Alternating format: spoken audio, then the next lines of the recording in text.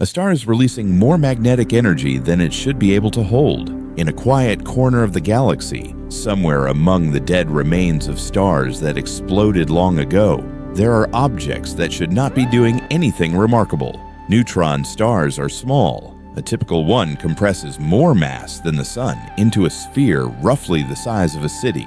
They spin, they cool, they drift through interstellar space, slowly fading across timescales that exceed human comprehension. Most of them behave predictably. Their rotation slows. Their magnetic fields, while strong by any earthly standard, sit within a range that physics can describe without difficulty. They emit pulses, occasionally a flare, and then return to silence. Under standard models, this is what a neutron star is supposed to do for the rest of its existence. A small subset of these objects does not follow that pattern. They are called magnetars.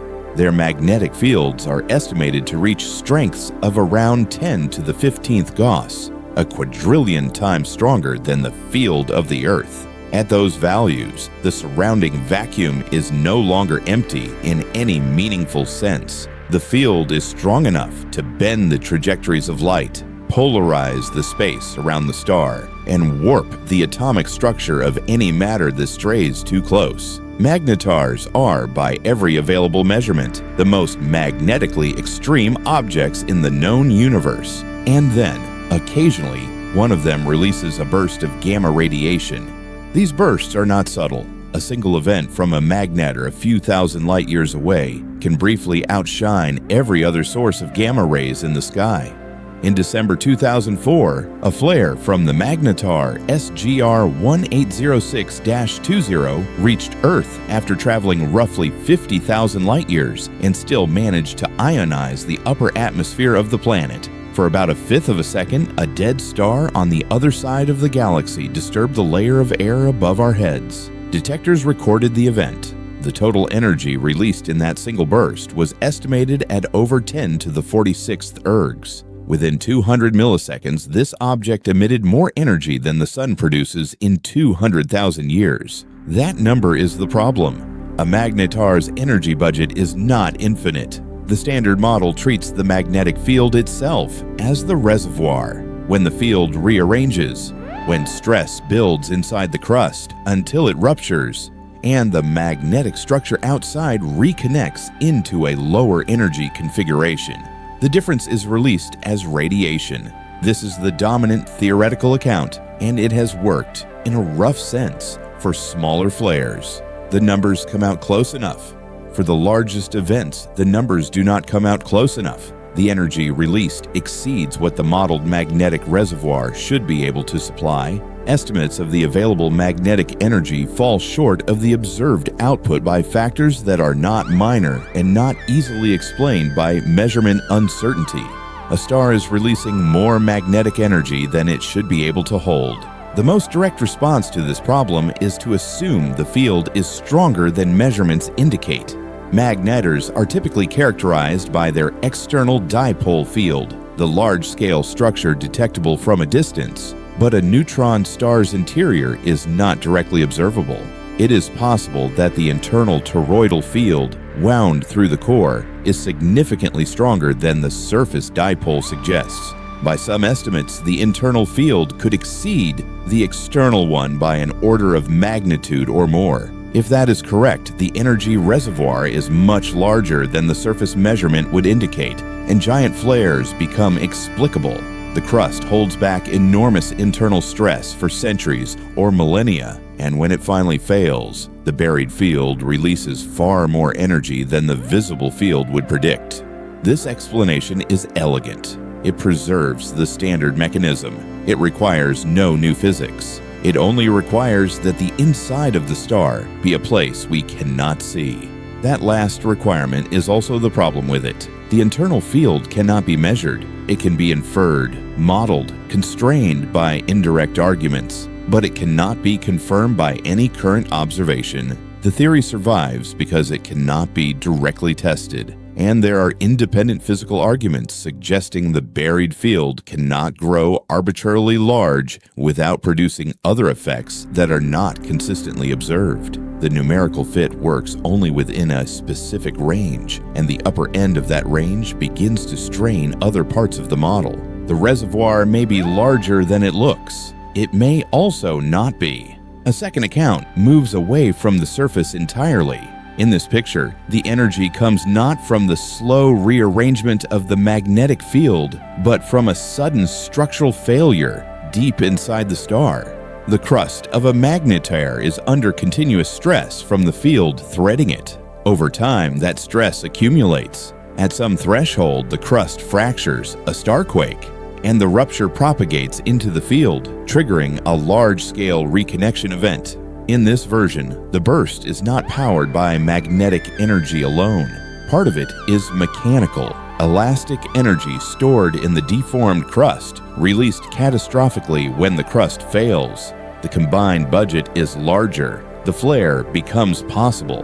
This account explains some features of observed bursts, particularly the rapid rise time and the subsequent oscillations interpreted as seismic modes of the star. It also predicts that flares should correlate with periods of high crustal stress, which appears consistent with the timing of some events. The problem is that neutron star crusts are not well understood. The equation of state at those densities is not settled. The shear modulus, the breaking strain, the mode of fracture, each of these parameters carries significant uncertainty. The star quake model works at certain values and fails at others, and the values that make it work are not independently confirmed. The crust may release the energy, it may not have enough to release. A third line of explanation moves further from the surface and further from established physics. At magnetar field strengths, the quantum vacuum is no longer inert. Quantum electrodynamics predicts that fields above a critical value, known as the Schwinger limit, begin to interact with virtual particle pairs in the vacuum itself. The vacuum becomes birefringent. It becomes nonlinear. Energy can, in principle, be exchanged between the field and the vacuum in ways that have no analog at lower field strengths. A magnetar's surface field sits well above the Schwinger limit. Whether the vacuum effects can store or release significant energy on the timescales of a flare is a question that current theory has not closed. Some calculations suggest the contribution is small. Others suggest that under the right configuration, the effects could be larger than expected. This is where the explanations begin to lose their ground. The vacuum may participate, it may not. The theoretical tools needed to settle the question are not in a state where they can be applied to a magnetar with confidence. The conditions inside the star, extreme density, extreme field, extreme curvature of spacetime in the immediate vicinity, combine in ways that have no laboratory analog and no fully developed theoretical treatment. Each component is understood in isolation. Together, they form a regime where the equations are written but cannot be solved cleanly.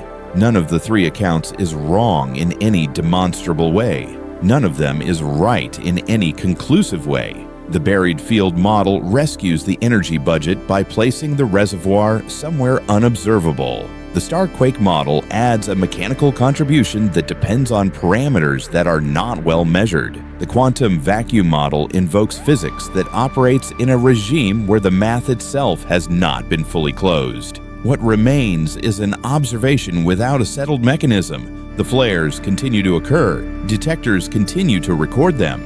Roughly 30 magnetars are currently cataloged in the Milky Way and its satellite galaxies. The total population is estimated to be much larger, with most members inactive at present. The bursts arrive irregularly, sometimes years apart, sometimes within minutes of each other. There is no reliable way to predict when a given magnetar will produce a giant flare, and no consensus on which property of the star determines the eventual scale of the event. The largest events leave Earth-detectable signatures in the upper atmosphere. The smallest ones blend into background noise. Between these extremes is a spectrum of events whose energy distribution does not match any single model cleanly. Some bursts release energy at rates that, if sustained, would dismantle the star within seconds. They do not sustain. They cut off, and the star continues, diminished, but still rotating, still magnetic, still capable of producing another event at some indeterminate future point. The reservoir is recharged by something. The mechanism for that recharging is also not fully agreed upon. What can be measured directly is narrow. The arrival of the radiation, its spectrum, its time profile, the oscillations imprinted on the tail of the burst, the location of the source, with varying precision depending on the instrument. From these, almost everything else must be inferred, and the inferences rely on models that, for the largest events, are known to be incomplete. The interior of the star cannot be observed. The structure of the field beneath the crust cannot be mapped. The state of the crust at the moment of rupture cannot be reconstructed. The behavior of the vacuum at those field strengths cannot be tested under controlled conditions. Each of these is, in some sense, a permanent limit, not a temporary gap waiting for better instruments, but a region of physical reality that is structurally inaccessible from outside. The flares are real. The energy is real. The mechanism remains a set of competing partial accounts, none of which closes. If the buried field is responsible, then much of what a magnetar does is hidden by definition. If the crust is responsible, then the largest events depend on material properties we cannot independently confirm.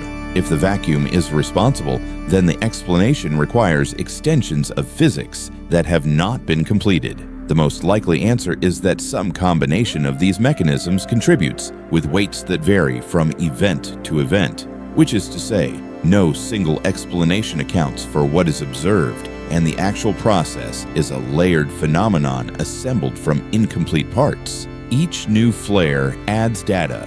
Each new flare also adds uncertainty, because the events do not fall on a clean curve. The pattern that should emerge from a well-understood mechanism is not emerging. Instead, the population of bursts continues to spread across a wider parameter space than any of the current models was designed to cover. The objects are not exotic by cosmic standards. They are the leftovers of ordinary stars, compressed by gravity into a form that ordinary physics describes most of the way and then stops.